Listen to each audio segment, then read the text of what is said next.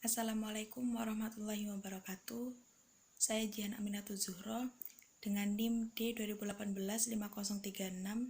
Saya mahasiswi Psikologi Islam semester 4 dari IAIN Jember. Di sini saya akan mempresentasikan sedikit dari hasil resumen saya yang berjudul Gangguan Perilaku Antisosial. Langsung saja saya akan menjelaskan tentang definisinya. Yang pertama, antisosial itu terdiri dari kata anti dan sosial. Anti yang artinya menentang dan sosial yang artinya berkenan dengan masyarakat. Jadi intinya, antisosial itu suatu sikap yang melawan kebiasaan masyarakat dan kepentingan umum. Secara sederhana, perilaku sosial itu berarti perilaku yang tidak diinginkan dari sebagai akibat dari gangguan kepribadian dan juga merupakan lawan dari perilaku antisosial.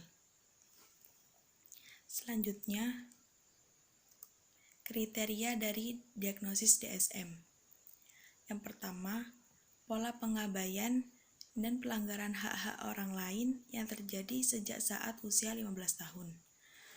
Selanjutnya, kegagalan untuk mematuhi norma-norma sosial yang sehubungan dengan perilaku yang sah menurut hukum. Selanjutnya, tipu daya seperti yang ditunjukkan perilaku berbohong, menggunakan kata alias, atau menipu orang lain untuk kesenangan diri sendiri. Selanjutnya ada impulsif atau kegagalan dalam merencanakan masa depan.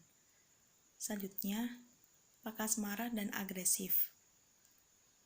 Yang kelima, mengabaikan atau sembrono untuk keselamatan diri sendiri maupun orang lain.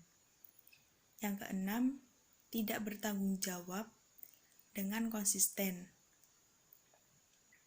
Selanjutnya, kurangnya penyesalan seperti acuh tak acuh atau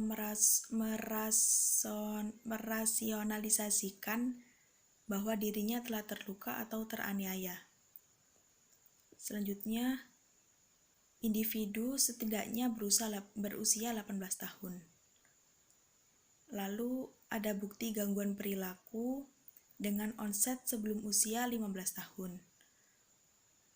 Dan yang terakhir, terjadinya perilaku antisosial secara tidak eksklusif selama program skizofrenia ataupun gangguan bipolar.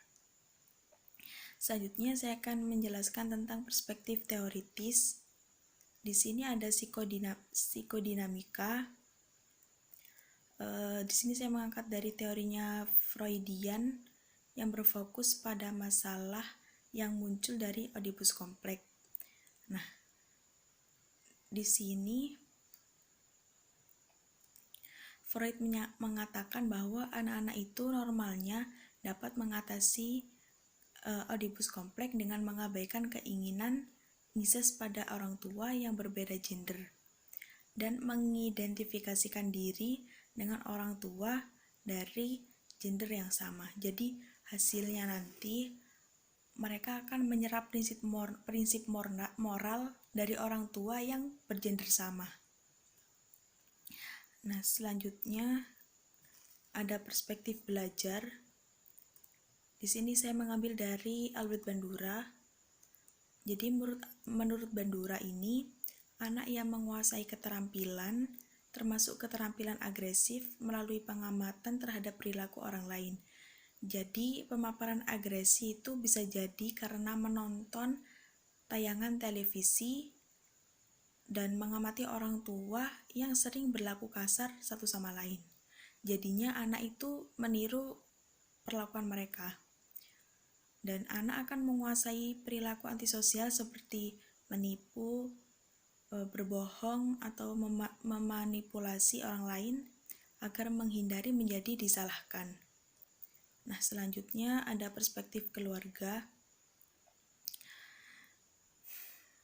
Di sini menurut Luntz bahwa penganiayaan atau pengabaian di masa anak-anak adalah faktor resiko dalam perkembangan gangguan kepribadian antisosial di masa dewasanya.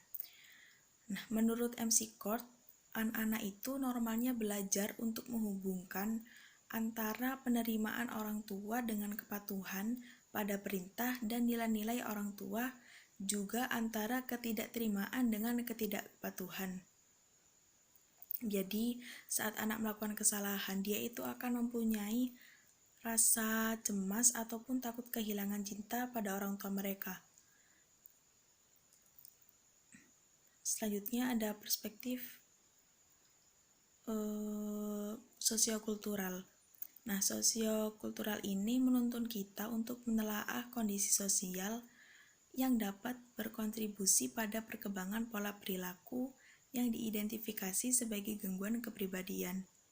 Nah, gangguan ini sering terjadi pada orang dari sosial ekonomi yang lebih rendah. Nah, jadi banyaknya stresor yang muncul itu dialami oleh keluarga yang seperti ini karena pembentukan pola perilaku yang kurang beruntung juga, dan hasilnya itu bisa kita lihat biasanya ada kehamilan remaja, penyalahgunaan obat, penganiayaan anak, dan dapat menurunkan self-esteem dan membangkitkan rasa marah dan kebencian pada anak-anak. Selanjutnya, saya akan menjelaskan tentang perspektif penanganan. Yang pertama, meningkatkan perilaku tanggung jawab, penetapan batasan, mengidentifikasi konsekuensi melanggar batasan, dan perilaku yang diharapkan atau yang dapat diterima. Selanjutnya, membantu klien menyelesaikan masalah dan mengendalikan emosinya.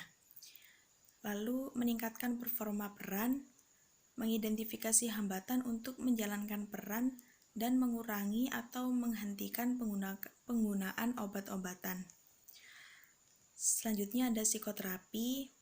Nah, psikoterapi ini belum diketahui pengobatan yang optimal, tetapi dokter itu sudah dapat membantu penderita dan juga keluarganya dalam mengambil keputusan tentang penanganan tersebut. Selanjutnya ada farmakoterapi. Ini digunakan untuk menghadapi gejala yang akan timbul, jadi seperti kecemasan, depresi, ataupun penyerangan. Yang terakhir, saya akan menjelaskan tentang contoh kasus. Nah, di contoh kasus ini saya mengambil dari film Gone Girl. Nah, ini bercerita tentang suami istri yang bernama Nick dan Amy. Jadi konflik di dalam film ini terjadi ketika Amy, si istri tadi itu menghilang pada ulang tahun pernikahannya. Nah, jadi Nick itu melaporkan kejadian tersebut kepada polisi. Nah, setelah itu dilakukan investigasi, tetapi hasil investigasinya itu malah menyudutkan Nick. Jadi polisi itu menduga bahwa Nick itu yang membunuh istrinya. Nah, padahal di sini Amy telah memalsukan kematiannya. Jadi Amy itu mengubah penampilan dan juga bersembunyi di tempat yang jauh. Dan Amy itu yakin bahwa Nick akan dieksekusi atas tuduhan pembunuhannya. Dan juga Amy menuduh salah satu mantannya telah melakukan tindakan pemerkosaan atas dirinya, tetapi sebenarnya itu tidak terjadi. Nah, ditinjau dari film ini bahwa Amy itu memiliki gangguan kepribadian yang mengarah pada perilaku psikopat. Contohnya tadi itu dia sulit mengendalikan emosinya, penuh dengan tipu daya, dan tidak punya rasa penyesalan, tidak punya rasa takut, tidak punya rasa bertanggung jawab, tapi dia itu sifatnya cerdas dan juga cerdik, dan juga spontan. Nah, orang seperti Amy ini cenderung bersikap wajar dan tenang untuk menutupi sifat aslinya, dan dia itu memiliki sifat yang menarik. Sekian hasil resumen saya. Kurang lebihnya mohon maaf. Wassalamualaikum warahmatullahi wabarakatuh.